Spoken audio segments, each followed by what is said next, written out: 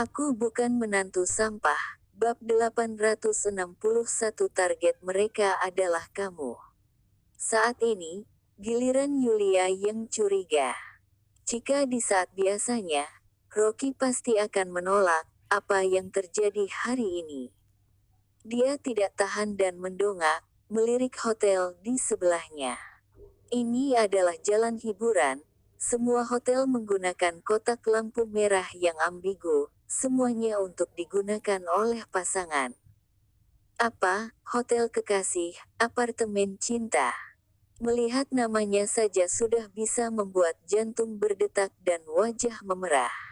Jantung Yulia juga ikut berdebar kencang. Beneran pergi. Yulia gelisah, selalu merasa sesuatu akan terjadi malam ini. Apakah ingin dengan dia? Leher Yulia terasa panas, lalu melirik Rocky dengan cepat. Tidak peduli lagi. Yulia memantapkan hatinya, mengulurkan tangan menunjuk ke arah lobi yang tertulis, Hotel Kekasih, di sebelahnya. Baik, ayo kita pergi ke hotel itu. Belum selesai berbicara, Rocky tiba-tiba mengulurkan tangan dan memeluk Yulia ke dalam pelukannya. Yulia tertegun, menatap Rocky yang berada di dekatnya, pikirannya menjadi linglung. Jantungnya berdetak begitu keras seperti drum. Apakah Rocky juga dengan dirinya? Sekujur tubuh Yulia menjadi lemas, pipinya memanas, dia terjatuh ke dalam pelukan Rocky dan menatapnya dengan linglung. Saat ini, Rocky merentangkan tangannya dengan wajah serius. Di telapak tangannya, terdapat sebuah peluru timah khusus. Lawan menggunakan senjata peredam. Selain itu, bahkan peluru timah pun sangat mematikan. Seandainya jika bukan karena mendengar suara angin menerobos udara barusan, kemudian menarik Yulia ke dalam pelukannya, mungkin sekarang peluru timah telah menembus bagian belakang kepala Yulia, wanita cantik akan gugur pergi. Yulia juga melihat peluru timah di tangan Rocky, seketika langsung terkejut. Benak yang dipenuhi dengan imajinasi, segera menghilang sepenuhnya. Ada pembunuh. Yulia segera memulihkan kembali kesadarannya, tiba-tiba berdiri, wajahnya yang cantik sangat dingin, tatapan matanya yang tajam melihat sekeliling. Ke belakangku dan masuk ke kedai kopi. Rocky meraih lengannya, secara spontan menarik Yulia ke belakangnya, kemudian melepaskan kesadarannya. Apa yang kamu lakukan? Yulia masih terkejut dan dengan cemas meraih bahu Rocky. Jangan khawatir. Rocky menggelengkan kepalanya. Bahkan hujan peluru, Rocky juga bisa mundur kemana-mana. Bagaimana mungkin memperhatikan pembunuh seperti itu? Saat ini, instingnya tiba-tiba menangkap sedikit keanehan. Tes. Suara rem mobil yang sangat keras. Mata Rocky langsung berkedip, seketika Yulia langsung digendong ke samping, kedua kakinya menahan di lantai dengan sekuat tenaga, lalu melintas ke samping dengan keras. Tepat ketika Rocky baru saja melompat, sebuah mobil Honda hitam, seperti menggila, menabraknya dengan kecepatan yang tidak terduga. Boom! Mobil itu menabrak kedai kopi di sebelahnya. Seluruh dinding tirai kaca tiba-tiba pecah dengan suara kreas, dan pemberat kaca terciprat seperti hujan. Kerumunan tidak berhenti menjerit. Mobil itu sudah cacat, asap mengepul dan api menyala. Rocky berdiri diam dan meletakkan Yulia yang ada di dalam pelukannya di lantai. Yulia tidak bisa tetap tenang, melihat ke arah mobil dengan ketakutan, hanya merasa kakinya sangat lemas. Mobil itu menabrak ke arah tempat dirinya berdiri tadi dan kecepatannya sangat cepat membuat orang tidak sempat bereaksi. Jika bukan Rocky yang menggendongnya tadi, Yulia mungkin sudah menabrak kedai kopi bersamaan dengan mobil dan mati di tempat. Ah, tolong! Terjadi kecelakaan mobil, segera hubungi polisi. Semuanya, cepat lari. Seketika, jalan hiburan yang barusan masih penuh dengan nyanyian dan tarian, tiba-tiba menjadi panik. Asap mengepul di dalam kedai kopi, api membara, kerumunan orang melarikan diri dengan panik, berlarian dengan cemas, seperti akhir dunia. Sebenarnya siapa? Yulia terkejut, memegang erat tangan Rocky. Rocky, ayo kita segera pergi dari sini dan panggil polisi. Peluru timah barusan hampir menghancurkan kepalanya, ditambah dengan kecelakaan mobil berikutnya, sulit dipercaya bahwa ini adalah kebetulan. Rocky melirik mobil Honda yang berasap itu, menyapu dengan kesadarannya dan tidak ada seorang pun di dalam mobil itu. Apalagi bensin tumpah di dalam mobil, jelas berusaha membakar jalan itu. Baru saja Rocky melepaskan kesadaran dan hanya sempat melihat mobil Honda tak berpengemudi itu melaju kencang. Setelah pukulan lawan, Rocky langsung menenangkan nafas dan menyembunyikannya di tengah kerumunan.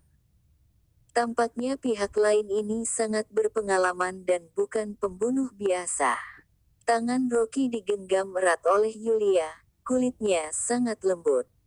Rocky membiarkan Yulia menggenggamnya, tidak hanya tidak melepaskannya, tetapi sebaliknya tangan Yulia digenggam dengan erat.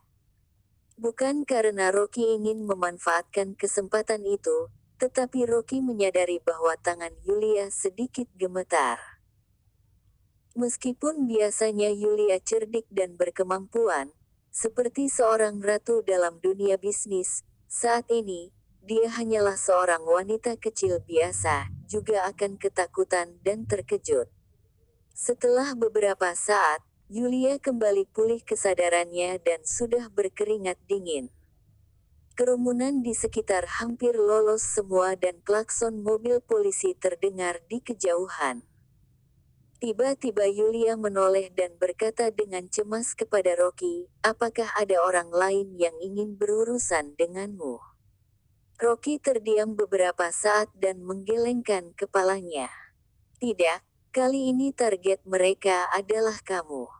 Yulia tercengang. Setelah beberapa saat, Yulia tidak bisa mempercayainya dan bergumam, "Mereka ingin membunuhku." Rocky mengangguk. Lintasan peluru timah tadi sangat tepat dan itu ditujukan ke kepala Yulia, dengan tujuan membunuhnya dalam satu tembakan. Mobil Honda tak berpengemudi yang menerobos juga menabrak tempat Yulia berdiri dan posisinya terhitung sangat akurat. Jika pihak lawan ingin membunuh Rocky, maka pasti tidak akan mungkin menyerang Yulia lebih dulu. Terdengar deru mobil, beberapa mobil lintas alam berwarna hitam melaju masuk dan rem tiba-tiba berhenti di depan keduanya. Seorang pembunuh lagi. Mata Yulia terkejut. Saat ini, pintu mobil terbuka dan Bastian membawa beberapa anggota tim melompat keluar dari mobil. "Rocky, kamu baik-baik saja?" Belasan anggota tim berseragam hitam berbaris untuk memberi hormat pada Rocky. "Baik-baik saja."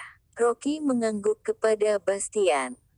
Yulia melirik Rocky dengan heran, lalu memandang Bastian, lalu bertanya, "Kamu keluar mencariku, hingga perlu membawa sekelompok tim khusus. Apakah ini terlalu berlebihan?" "Tidak." Rocky menggelengkan kepalanya dan berkata, "Bastian dan anggota tim ini adalah kenalan lamaku. Mereka datang ke kota sahaja untuk melakukan tugas dan aku akan membantu mereka. Mereka semua adalah sahabat lamanya, tidak berlebihan jika mengatakan mereka adalah rekan seperjuangan hidup dan mati." Sekarang Bastian membawa bawahannya ke kota sahaja untuk menyelesaikan organisasi Bears, dan dia juga berjanji pada Bastian untuk kembali ke tim dan membasmi organisasi Bears bersama-sama. Cabang Goryeo dari organisasi Bears juga berusaha membunuh Rocky secara diam-diam tetapi tidak ada hasil, itu sudah dimusnahkan. Charlie juga bersembunyi, tidak pernah berani bertindak lagi. Oleh karena itu, Bastian berdiskusi dengan Rocky, karena dia adalah target dari organisasi Bears, kemungkinan besar lawan akan mengirim orang lain untuk membunuhnya. Selama periode ini, Bastian membawa seseorang untuk mengikuti Rocky, selain untuk melindungi keselamatan Rocky, juga untuk mengumpulkan petunjuk secara diam-diam. Begitu seorang pembunuh ditemukan telah menyerang Rocky, anggota tim pelacak akan segera membubarkan dan memblokir daerah sekitarnya. Setelah beberapa saat, beberapa kendaraan lintas alam kamuflase melaju dan belasan anggota tim melompat dari mobil, semuanya memberi hormat kepada Rocky. Aku bukan menantu sampah. Bab 862 membujuk istriku untuk menceraikanku lagi. Yulia tampak semakin bingung, dia bisa melihat bahwa orang-orang ini sama sekali bukan pasukan khusus biasa, sekujur tubuh mereka dipenuhi dengan aura pembunuh, kokoh dan galak, tetapi mereka semua menghormati Rocky. Bagaimana situasinya? Rocky bertanya. Bastian menggelengkan kepalanya dan mengerutkan kening, lawannya juga seorang pembunuh veteran. Setelah targetnya meleset, dia langsung mundur. Melihat tindakan seperti itu sangat mirip sekali dengan tindakan organisasi Berish, tapi saat berbicara, dia melirik Yulia, lalu berhenti berbicara. Ada apa? Mengapa kalian semua berbicara setengah-setengah? Yulia bingung dan berbalik bertanya pada Rocky, apakah kamu menyembunyikan sesuatu dariku? Rocky ragu-ragu selama beberapa detik, meletakkan tangannya di bahu Yulia dan berkata dengan suara yang serius, ada beberapa hal yang memang harus aku katakan padamu. Pembunuh yang menyerangmu, bukanlah pembunuh biasa. Jadi mulai sekarang, kamu harus mengatur pengawal setiap saat dan aku juga akan memilih beberapa anggota untuk melindungimu secara diam-diam 24 jam sehari. Petik 2. Mendengarkan apa yang dia katakan, Yulia juga menyadari keseriusan masalah ini, tetapi masih bingung. Dalam dunia bisnis, aku tidak memiliki lawan yang penuh kebencian, sebenarnya siapa itu? Jika aku tidak salah menebak, ketua di balik layar mungkin masih bersembunyi di rumah kin kalian, Rocky berkata. Yulia menahan napas, keterkejutan melintas di matanya. Tapi bukankah Nando ada di rumah sakit? Bukan dia. Rocky menggelengkan kepalanya, ada orang lain. Tapi apapun yang terjadi, mulai sekarang kamu harus berhati-hati dalam keluarga Kin. Pada saat ini, Bastian berkata polisi akan segera datang. Aku akan mengantar Nona Kin kembali sekarang. Mengenai masalah melindungi Nona Kin secara diam-diam, aku akan mengatur 8 orang yang berkemampuan untuk melindunginya dalam 24 jam. Baik. Rocky mengangguk, berbalik dan berkata kepada Yulia, setelah kamu pulang ke rumah, lebih baik tidak membuat keadaan menjadi rusuh. Mereka adalah rekanku yang terpercaya dan akan melindungi keselamatanmu. Jika kamu menemukan petunjuk, segera hubungi aku. Aku mengerti. Yulia sudah tenang, sekarang bukan waktunya untuk panik dan dia tidak ingin meninggalkan kesan tidak kompeten pada Rocky. Setelah Rocky melihat Yulia pergi, ekspresi wajahnya menjadi dingin. Rocky tahu pertempuran internal keluarga Kin.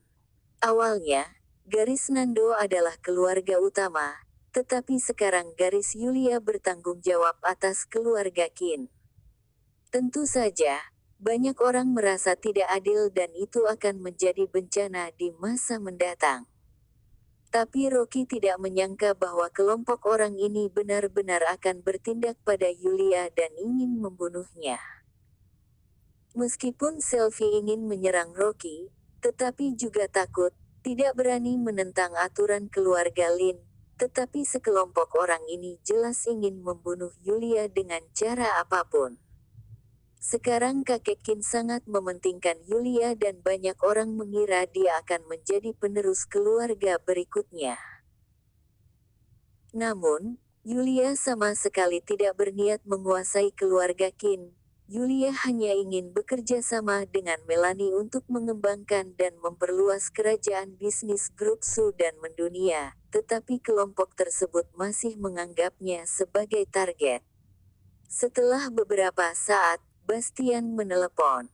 "Rocky, aku telah mengantar kekasihmu kembali dengan selamat. Aku telah mengirim 10 pria yang cakap untuk menjaga keselamatannya. Selain itu, kekasihmu juga berencana untuk memperkuat keamanan. Besok akan menghabiskan banyak uang untuk menyewa pengawal untuk melindungi dirinya dan kakek." Petik 2. Rocky mengerutkan kening, "Kekasihku. Kenapa? Dia bukan kekasihmu ya? Kupikir Yulia selalu menyayangimu. Orang bodoh saja bisa melihat bahwa dia menyukaimu. Kupikir kalian berdua." Rocky tidak tahu harus berbuat apa. "Menurutku, Bastian, kamu selalu bercanda. Bisakah kamu bersikap lebih serius? Yulia dan Melanie adalah sahabat. Dia adalah temanku." "Oh, kamu bilang Melanie? Bukankah itu mantan tunanganmu? Ngomong-ngomong, bocah sepertimu cukup beruntung bisa memikat wanita cantik. Banyak wanita cantik berkumpul di sekitarmu." Bastian tertawa. Rocky malas berbicara dengannya. Bagaimanapun juga, bocah ini hanya memiliki kepribadian yang tidak serius. "Sudah, sekarang keselamatan Yulia diserahkan padamu. Jika terjadi sesuatu segera hubungi aku." "Tenang, masalah sepele semacam ini bukanlah masalah besar bagi Departemen Luar Negeri kita." Rocky mengangguk dan menutup telepon dengan tenang. Dia dulu bertarung dengan Bastian di luar negeri selama 2 tahun. Keduanya saling percaya dan mereka berdua adalah hubungan hardcore yang bisa saling mendukung. Karena Bastian telah berjanji, dia pasti akan menjaga Yulia dengan baik. Selain itu, pasukan khusus Departemen Luar Negeri semuanya telah dilatih di bawahnya dan kekuatan mereka sudah hampir bisa dikatakan sebagai master di atas master dan hampir tidak ada masalah untuk berurusan dengan ninja pembunuh barusan.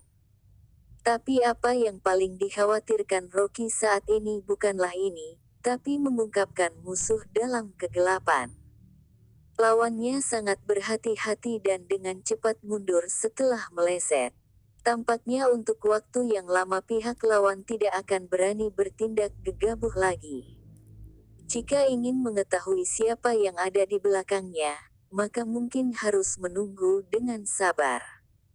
Rocky kembali ke villa dan melihat Jenny menyuapi Dewi makan sup ayam. Sekarang, Jenny akhirnya sudah banyak berhenti dan lebih memperhatikan putrinya.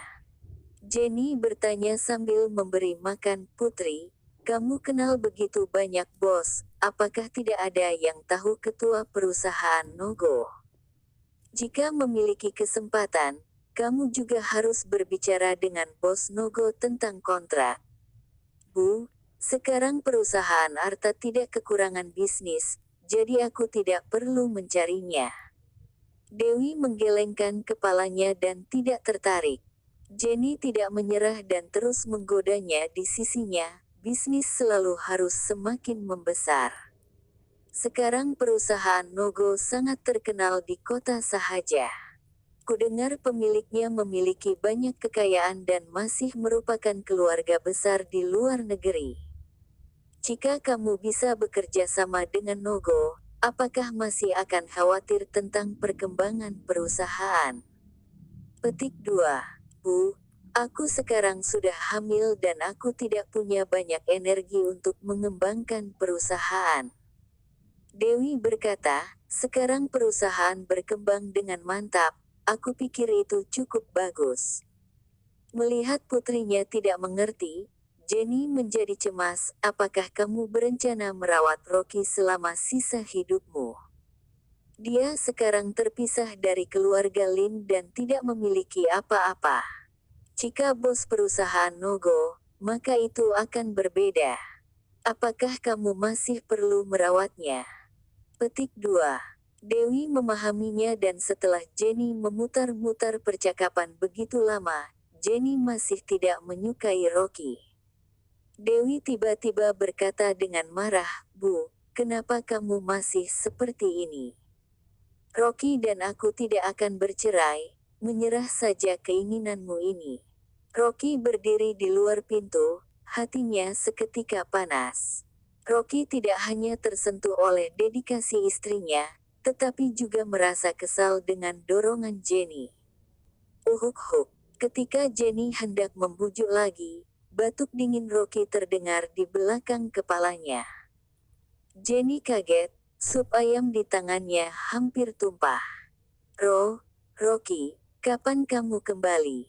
Jenny dengan cepat menyeringai dan tergagap. "Aku sedang bertanya pada Dewi bagaimana keadaan tubuhnya." Rocky mencibir, "Bukankah sedang mencoba membujuk istriku untuk menceraikanku?" "Mana ada." Wajah Jenny menjadi pucat dan melambaikan tangannya lagi dan lagi, hatinya menyusut. Bocah ini berjalan tanpa suara, jangan-jangan sudah mendengarnya. Rocky malas membongkar sifatnya, melewati Jenny tanpa menyipitkan mata dan berjalan ke tepi meja. "Istriku, bagaimana kesehatanmu akhir-akhir ini? Apakah ada yang tidak nyaman?" Dewi memelototinya, "Aku hanya hamil dan bukan pasien. Aku akan pergi ke perusahaan dan bekerja dalam beberapa hari lagi."